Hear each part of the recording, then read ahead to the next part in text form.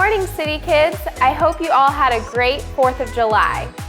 Well, I have some exciting news today. Miss Raquel had her jelly bean.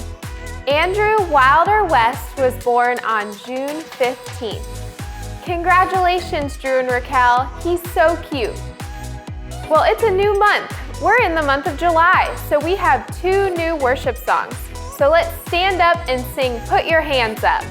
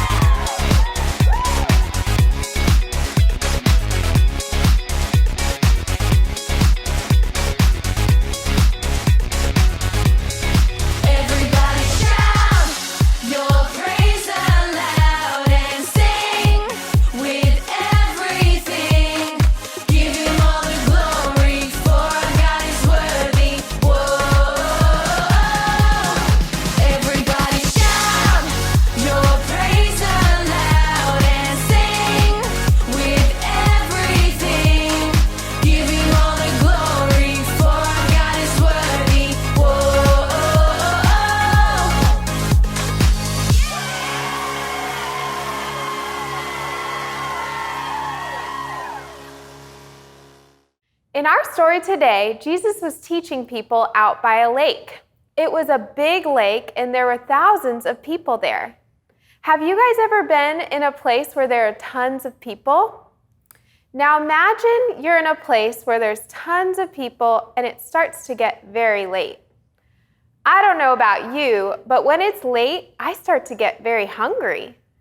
Now imagine that you didn't have any food and that someone next to you opened up their lunch and they had crackers and started eating them.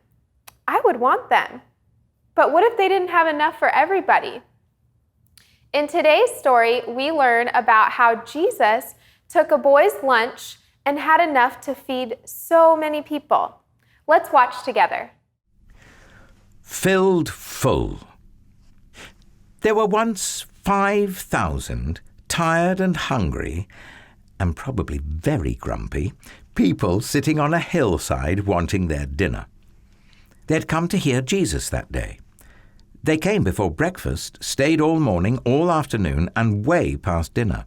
No one had meant to be out there that long, but that's how it was, listening to Jesus, as if time didn't exist. People could listen to Jesus for hours, and on this particular day, that's just what they did. But they hadn't brought enough food, and they couldn't just go and buy themselves a burger and fries to go, because, of course, they were in the middle of nowhere with no shops or restaurants. Besides, that kind of food wasn't invented yet. What would they do? Jesus' friends had an idea. Let's send everyone home for dinner." "They don't need to go," Jesus said. "You can give them something to eat."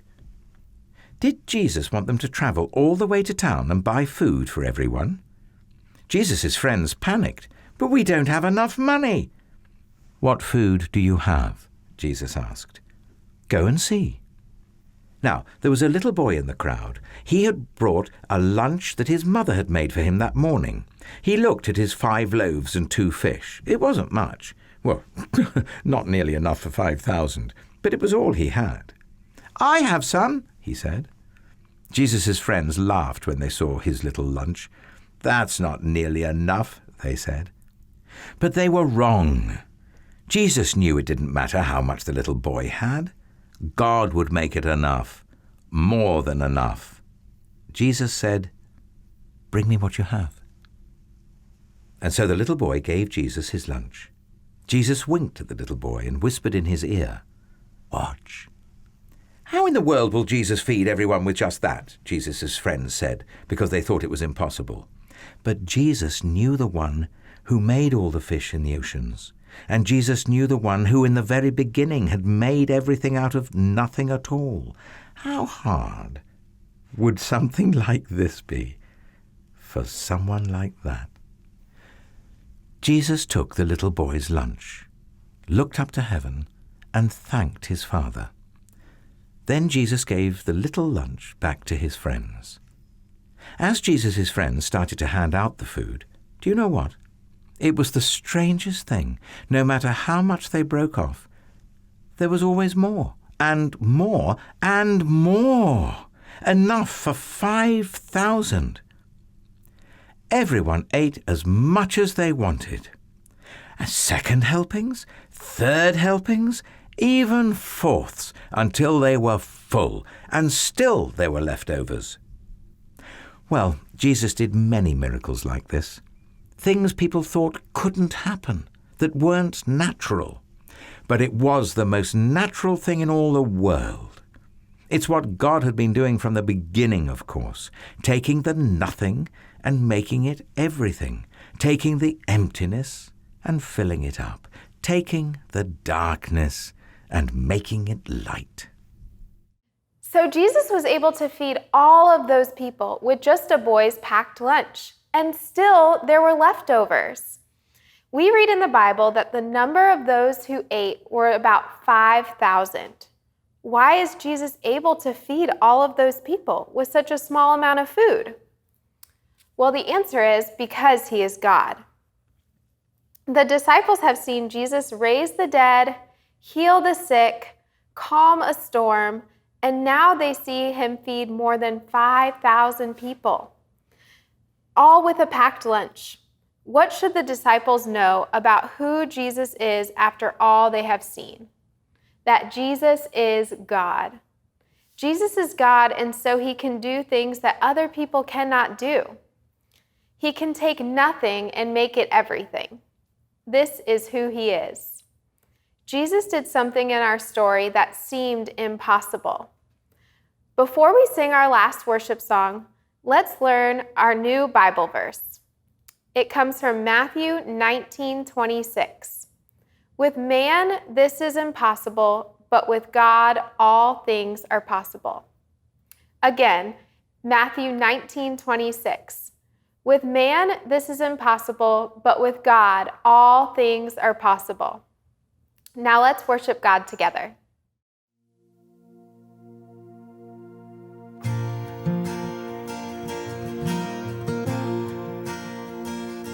Lord, I come, I confess, bowing here, I find my rest.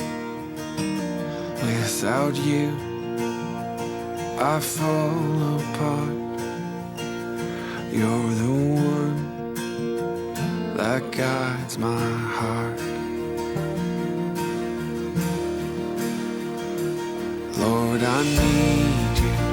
Oh, I need you.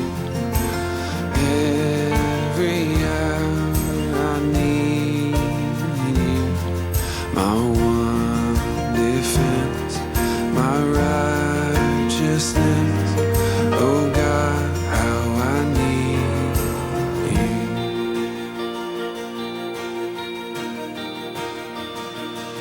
Sin runs deep, your grace is more.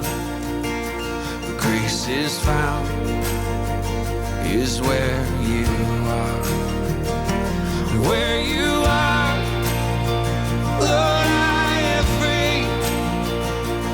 Holiness is Christ in me.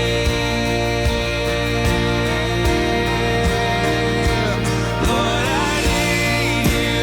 Oh, I need you. Every hour I need you. My one defense, my righteousness. Oh God, how I need you. So teach my soul to rise to you. When temptation comes my way, when I cannot stand, I'll fall on you. Jesus, you're my hope and stay. Lord, I need you. Oh, I need you. Every hour I need you. My one defense, my righteousness. Oh God, how I need you. You're my one defense, my righteousness. Oh God, how I need you. My one defense, my righteousness. Oh God, how I need you. Thanks for joining me, City Kids. I hope you all have a great week. Bye.